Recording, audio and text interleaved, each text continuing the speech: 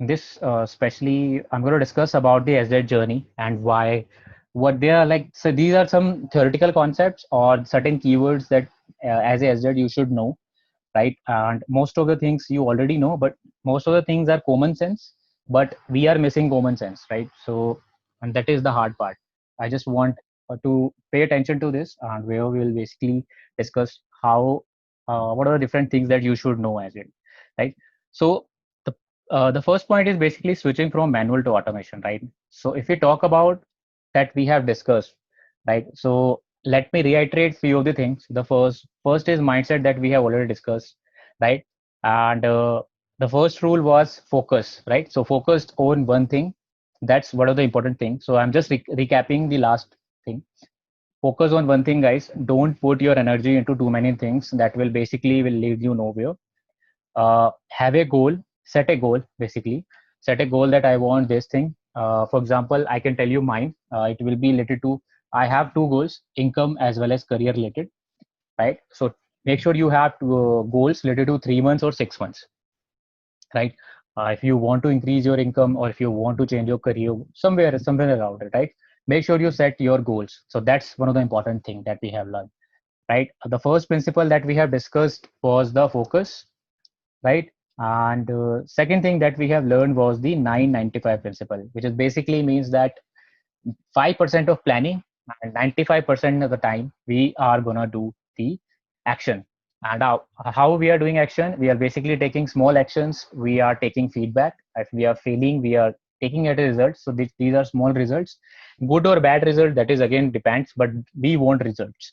And after that we'll keep on learning, right? Make sense? uh Rule number 3, how many people have remembered the rule number 3? Can you put it down in one line? What was it? Anyone? What was it? Anyone remember that?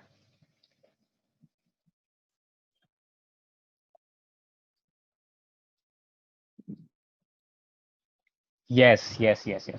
Quite a people are remembered it. Okay. So yes, 70% is perfect, guys. 70% is perfect. And why I'm doing this exercise, you will get to know in the end. Trust me. You'll say, okay, why Pramod is doing this kind of exercise, right? But this is important, guys. Mindset. It's all about mindset. I have seen people who are automation engineer, who are good in programming language, who are good in frameworks, still not able to crack any kind of SDET interview, still not able to change their way to senior SDET, lead SDET, somewhere around it. Why? Because of the mindset. Because they are doing too many things, and they eventually they are bad at the single thing which is required for the SDET and what was actually required, right? So that's what we are seeing, and 100% is failure basically, right? And what was the last one? It is basically the new action, right? New action rule basically says that if you are taking the actions which you have taken in the past, you will get the same result as the past. So make sure you are taking certain kind of a new action. So new actions, especially related to this SDET journey, will be taking new code, basically learning, implementing, right? And as well as paying attention, focusing on the things. So these are the new action that you will be taking, and make sure you are keeping all the four principle in your mind before moving on. All right. So that was it. So that was the first point. Second was the most important point, which I'm telling you guys. This is one of the important point. I have seen lots of people are now facing problem, which is comfort zone, right? Confidently. Okay, I have written comfort. Okay, it's comfort, right? Comfort, comfort zone. Yes. Sorry, my bad. Typo is there. No problem. You get the point, right? So get it out. How you can get it out from comfort zone? It's very simple. You have to have certain kind of accountability. So you should have a goals first. If you have a goal, definitely if you have 3 month goal, 6 month goal, income goal, career goal, right? If you have these kind of a goals, you will eventually will always try to work for them, and make sure you have certain kind of a accountability. So accountability, how it works in this session, in this way is that basically you are nearly around 19 people, 17 19. So we are going to divide you into probably in the 5 5 5, or either way. and will basically make sure that everyone post whatever they have learned in the videos or the sessions or the live Q&A. Everyone just engage. If you are engaging more, it means you are learning more, and you are basically, if you are learning more, it basically means you are taking actions, right? And record your journey. That is one of the important things that you can do. How you can do the accountability. So I would request, if possible, all of you start a new blog. Go to let me show you how to do it. It's very simple. Go to WordPress, right? Get what, not org.com with the .com, right? Create a free blog. If you are new, if you can do it, just type your name and start it. Basically, I have already made one Digital Data, so that's why basically you can go to wordpress.com, and where you can start your blog. Make sure you record whatever you have learned per day. That is again will make you more. It will say similar process related to do, teach, and learn, right? So make sure you do that. And I will request all of you, if you have started it, tag me there, put it into the Facebook group. We'll read about how what you are learning today, what you have learned this week, right? So that's way. Or use Medium. Yes, yes, you can use Medium also. So if you can, you can use Medium also, right? So it's another one that you can use. So basically you can create a new story and start start documenting. So people are documenting the things like my top 10 lesson for software testing. So like people are already type sharing information, right? So that's what you can do. Third point is basically networking. So networking, how it is, basically it's important that you guys already are using LinkedIn. What you need to do is that basically what you need to follow the people who are already at the position where you want to go, right? So you can learn from other QAs, right? For example, right now, let me tell you about myself. So I am following most of the people like who are QA manager or something like that, right? So that's where whatever they share, whatever they think they share, I'll get to know what other things going. I'm also following other people also, but that's again, the point here is overall that you need to follow or learn from the people who are already have done the things that you want to achieve, right? So that's where this comes in handy. Make sure you follow on LinkedIn, because they share lots of information. Don't use Facebook. Use Facebook for learning right now, as we are using for as that blueprint, but don't use it for some share like other work, but that will again waste your time. Use LinkedIn in that case. Share your whatever that you have learned or anything like this, right? So make sure you leverage LinkedIn. That is again more important. Read blogs. So one of the blog that I will highly recommend all of you, it's not a blog actually, it's a blog about blog. It's a basically multi-blogging platform. It is Ministry of Testing. And if you go to this link, let me share. All of you bookmark this page and daily check out the different uh, testing related articles, and that's what actually increase your information about the latest automation trending tools that are going on, right? If it is new to you, let me know. If it is amazing, right? Make sure you follow the Ministry of Testing. They have couple of free courses also, so that you can do, and they have also some paid courses which are very uh, high, I would say. And but you need to use. I'll highly recommend all of you to make sure that read or few of it which are interest basically getting interested to you, basically related to, for example, defining your own journey, API testing, rest assured. So anywhere article which are which you think that you should be reading, then make sure you do that. So read blogs, right? So you can follow these guys, like said James Back, right? This guys, and these are like again some some of the important guys that you should be following. Why we are doing it? Because we want to change our mindset, guys. That's what I'm telling you, right? if you are if you want to achieve something, you need to follow these people, so that you can achieve what they have actually done, right? Share your knowledge. Again, I would highly recommend all of you to make sure that you are using Medium or WordPress, any kind of a free platform to start documenting. Okay, let me ask this question. How many of you already have a blog? If you have a blog, just type blog.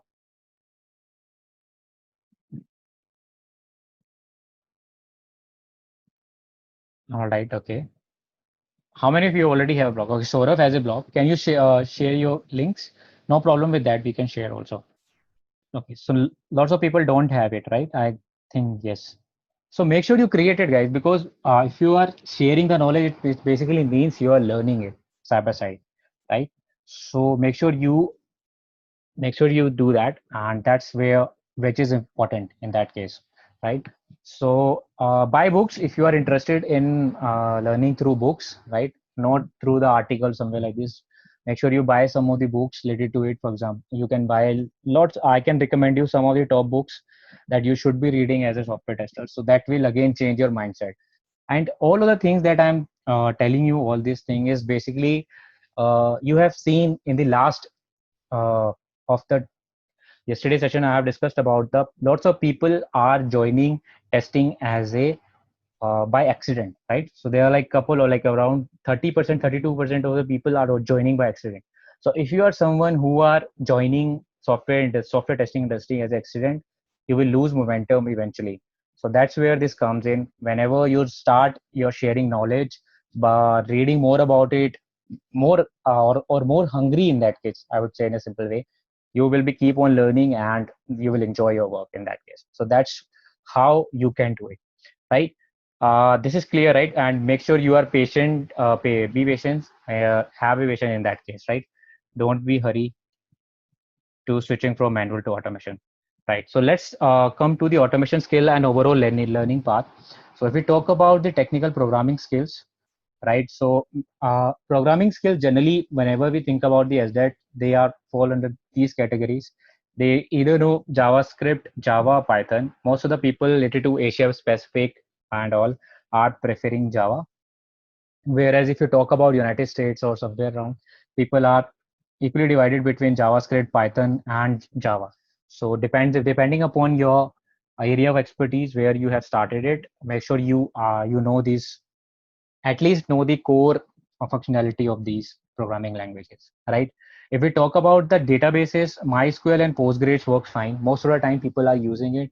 And apart from it, if you have joined some other company, you need to learn about the some of the other databases like MS SQL or something like that, right? So if you know these things, if you have the basics of database, that we work in the same way. This is our other important thing, and people are missing it, which is related to the queuing system like RabbitMQ and Kafka. This is some mixed services that you should be aware of how these work and how they have implemented it. Sometimes most that you will have to, since I have already discussed, right? Right now, people are moving toward the microservices, and I'm going to discuss what exactly is a microservices. And these microservices are basically leveraging these kind of queuing system. They have consumer, they have producer, right? And it will be sometimes there will be certain kind of a testing work that will come in your way as that. So you need to have some understanding of the queuing system related like Kafka and RabbitMQ in that case, right? So I'm just giving you some keywords around it and toolset knowledge. So let me do it in a way, right? So test framework, if we talk about in JavaScript, we have Jasmine, right? In Java, we have TestNG. In Python, we have PyTest, right?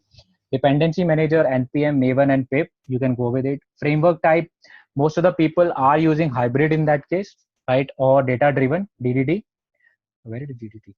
DDT, right?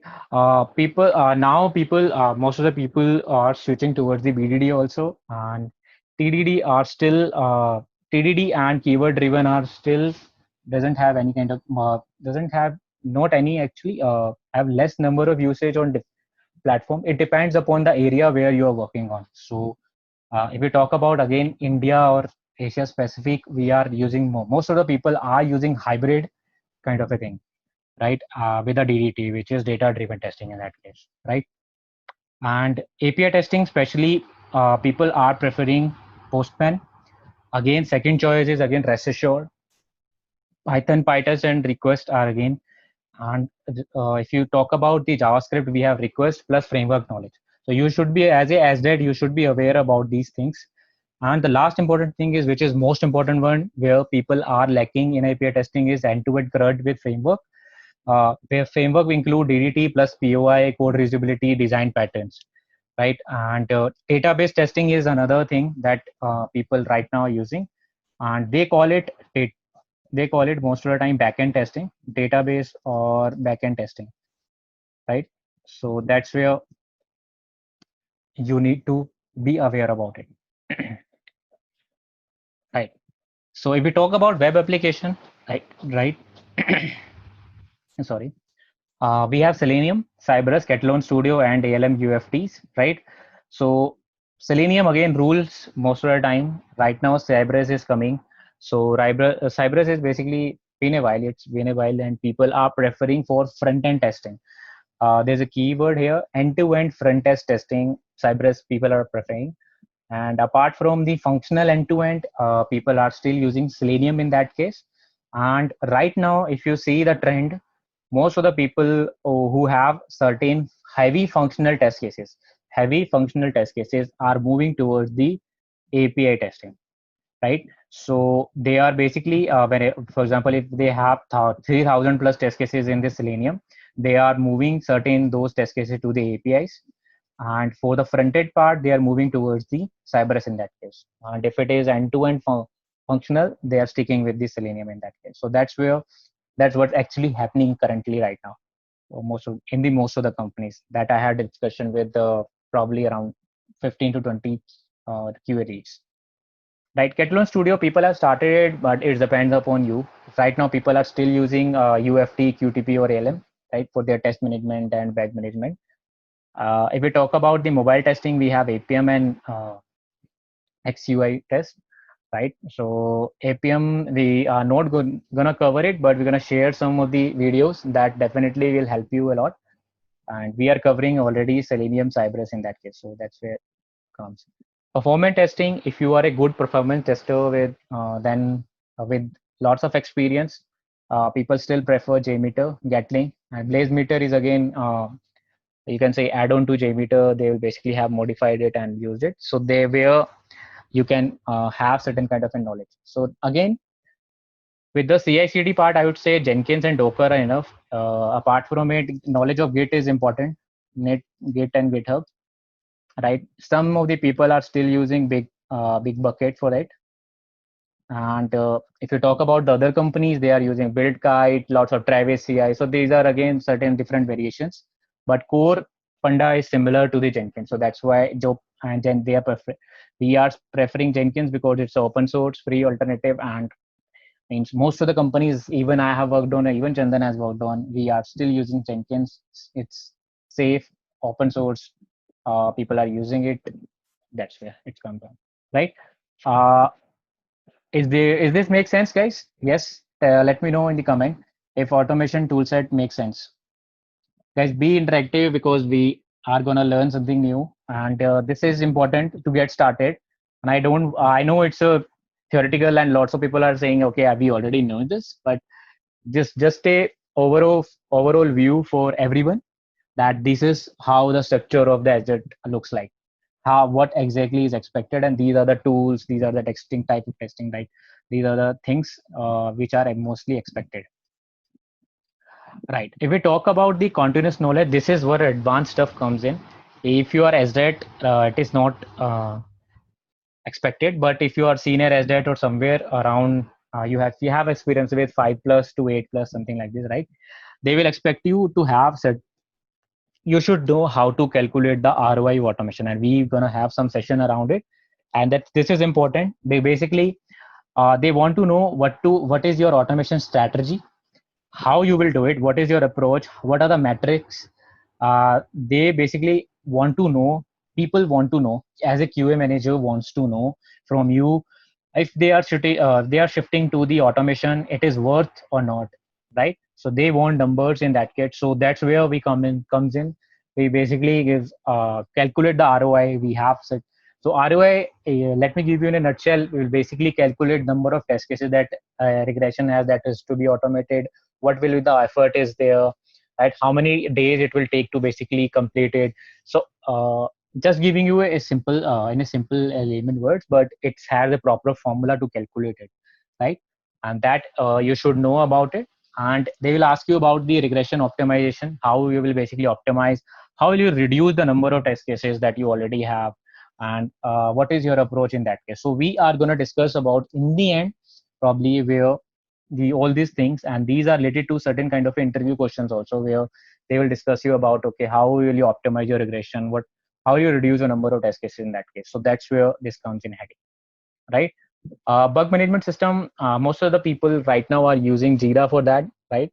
And even you guys will be already using, right? And people still prefer, some of the people prefer Bugzilla, and there are a couple of modes, but I have just written few of them to get you get started, right? I hope this makes sense. So expectation from SDET, we're gonna cover this thing. So the first expectation is basically SME of the project. Any SME basically means subject matter expert, right? So whatever the project that you're working on, it can be anything related to a web application or a mobile application. You should be all aware of it. You should be involved in the full software testing lifecycle as that. You should be highly skilled in end-to-end technologies that are used. So overall, I'm again telling you, if you are only comfortable in test script creation, that will not work, because you should have a knowledge of the messaging queues like RabbitMQ, RabbitMQ, Kafka, what is going on, how these consumer and producer are basically behaving, right? So you should have a end-to-end highly skilled technology. You should have an overall idea. So that's where the SDET comes in, right? And if required, sometimes even we have done it. We have sent the code in production as a SDET. So it is not like that. That okay, SDET or a QA cannot send any kind of a code in production. We have fixed it. We read runtime. We have done it. No problem with that, right? So that's it can be a situation in that case, right, where it is required to have these kind of skills, right? Helps in estimation as well as in metrics performances. So people are going to ask you about, well, what is your expectation, like estimations, matrices, performance, how you what is means how you are creating your test scripts, what is the advantage of it, how many P0s, P1 scripts are there, and uh, how it is helpful to catch any kind of a bug in the creation, right? So they are going to ask these things. They are these kind of expectations they'll have. Help in quick test scripts, basically as a SDET you need to create scripts, right? So the scripts, we are calling it as a whatever the automation framework that we have, we are basically increasing our scripts or test cases in that, right? So that we are covering as much as we can. One of the important thing is coverage related to test coverage that we are going to discuss in the end, how to calculate the test coverage and how it is expected for any kind of a SDET, right? So this is most of it, right? And right, people, one of the important question, like previously in the batches, people have asked me, right, okay, what about the manual testing concept? So my point here is that as a SDET, you should be good at the manual testing first. So if you want to become any kind of a automation engineer, software developer in test, you need to master the manual testing. So manual testing includes, I have only written the black box testing here, but it includes concepts like the black box, gray box, as well as white box testing. But you should have understanding of most of the time in, if you talk about in manual, you should be aware about the different testing techniques that we are using. So it can be boundary value, error guessing, equivalence partition, decision table, state transition, pairwise testing, right? So why it is important? Because in a nutshell, you are whatever the test case that you are writing, those test cases will be basically made from these kind of testing techniques, and you will be automating these test cases, right? So you should know how this test case was made and what exactly it is covering in that case. So that's why manual testing is important, right? And trust me, manual testing is not dying, but if you are only a manual tester, then that's a problem for you. But right now, what I'm saying, pay emphasis is on this, that as a SDET, you should be master, or I would say a good at the manual testing first, right? So, and at least you should have a good grasp of the all the testing technique, so that any kind of a regression suite or any kind of a test script that you need to create, you should have the basic understanding that, okay, I can use these black box testing techniques and create the number of test cases, right? Cool. Right. Communication skills is another important thing, and I have seen people are lagging behind. So they know English, I already know that, and they can communicate over the email. That is fine. But the problem here is that the bug reporting, right? So whenever they are creating any kind of a test case, they don't write in a particular language, and even the test strategies as well as test plan that they are creating, it's only they can only understand this if they share with someone else or any kind of a peer. They are not able to understand it clearly, so that's where they lack the communication part. So I would highly recommend to make sure start improving it and write a good bug report. So I have made a couple of videos around it. I'm going to share on the email uh, that what you should include in your bug report, what should include your test case, test strategies, right? So those are important points, and those are the things that is automatically will expected from any kind of a SDET, right? Uh, so that's what important. And metrics knowledge, it basically means that any kind of a number of test cases, how what is your actually metrics for this project. So for example, if it is 6 months projects, how many test cases you will create, right? And what are the different number of cycles that you will have, how many resources you want. So as a nutshell, even if you are starting your career as a SDET, you should have a knowledge about it, because that will automatically will required after a few times after in your journey, right? Now comes the important point, which is the productivity skill. And this is an important thing that I wanted to discuss. How many people already know about the Pomodoro technique? Type yes in the comment if you already know this. This is one of the important thing. I have used it, and trust me, it works very well.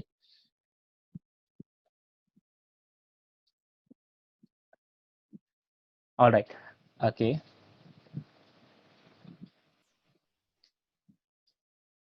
All right. Okay. So looks like people are sleeping, right? All right. Okay. Right. So what you can do here is that I'm audible, guys. Yes. Yes. Okay. Okay. Okay. Comments are coming late. Okay. Little bit late. No problem. Okay. So Pomodoro technique is basically means what you can do. Traditional Pomodoro was something like this. You work for 25 minutes, and after that you will take a 5 minute break. And let me show you one of the app. And I would request you, if you are on Mac, you can use this. It is called. Let me show you what is it. It's called as Tomato, right? And I have used 50 minutes. Basically what you can do is that you can use 25 minutes, right? And break time will be 15 minutes, so you can change it to 5, and here you can change it to 10, right? So long break after the 5 pomodoro. So how to be productive in that case is basically you will work for 25 minutes and you will take a 5 minute break. So 5 minute break is not again checking your phone. It will be like have a drink of water, stretch out, something like this, okay?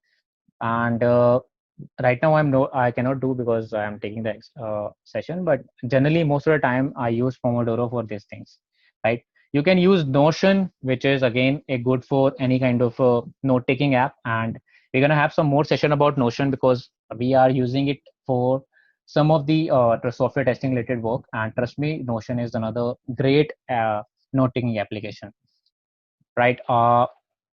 Put everything in calendar, which is important thing. I have shared this video already, that make sure everything that you do, you are sharing, you are putting into the calendar rather than in your mind, right? So if you see, let me share my calendar with you guys. Okay, let me change it to my this thing. And this is, trust me guys, this is one of the important thing that you this is again common sense, but works well to be more productive. So anything related to it, for example, you'll just put it here. For example, code creating course content, right? So today is actually Sunday, that's why it is free for me, right? And after that, if you see, we have like everything like meditation session, testing academy video, Quora answer, and article ad, and couple of more agenda. So it will basically change according to some, for example, it's a stand up, something like this, right? So everything is added into the calendar. So make sure you put it, because whenever you have something in your mind, you will forget. So that's where put everything into calendar. It can be breakfast, meal. So make sure you block the time first for the breakfast, lunch, and dinner. After that, you can, whatever the task you want to do for 3 months, 6 months, you can put it into the calendar. Right? Use Google Calendar and use reminder in that case, right? And make sure you are following everything with your passion, right? So that's all about it. It's a small introduction and about the SDET journey.